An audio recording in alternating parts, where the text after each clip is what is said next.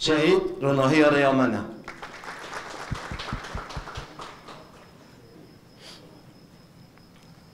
هند زانن دما ام دوره دبین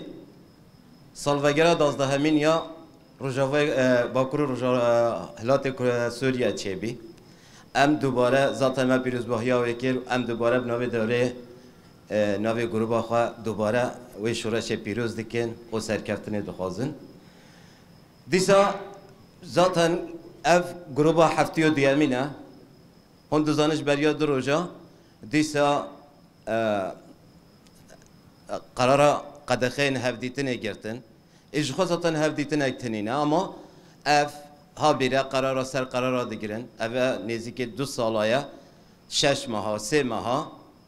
قدخین هفدیتن وکو محکمه در خود قانون اکی چه دکن جره پیشکش دکن او امی به برخوادان آخوا و تجریده و قراره و همیا بشکینن و والا درخینن دیسا هون زانل باشور کردستان نه ترکا دیسا شرک دا دست پیکرن اپراسیون چکرن سر قادن مدیا پاراستنا مدیاه شرکی مازن به مالا برزانی را دادن مشاندن به دهان به بیستان به صدان اپراسیون به 100,000 عسکر چکرن گلو اول و اپراسیون دا چه به دست خست یعنی دویر روشا مالا برزانی او دولت ترک هری ضعیف ده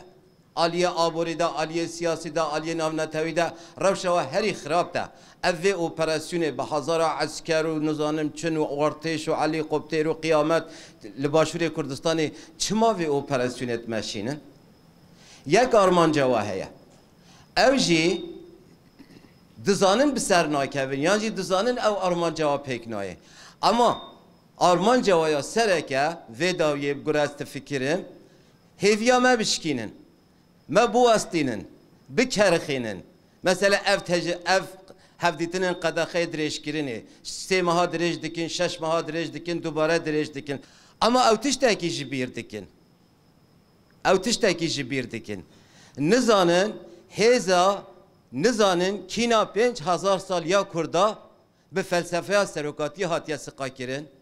او انجام چه دبه بلا ببه امی بسر کفن و ام جخوا سرجی کتنه سروی اساسی ام دبیجن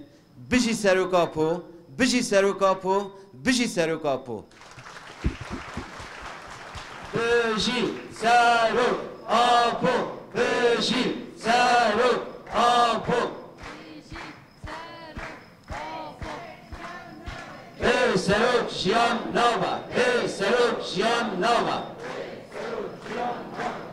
بجان بخوین امترنا ای سروک بجان بخوین امترنا ای سروک بجان بخوین امترنا او سروک گروبا هفتی و سیامین امین آپو بشی سروک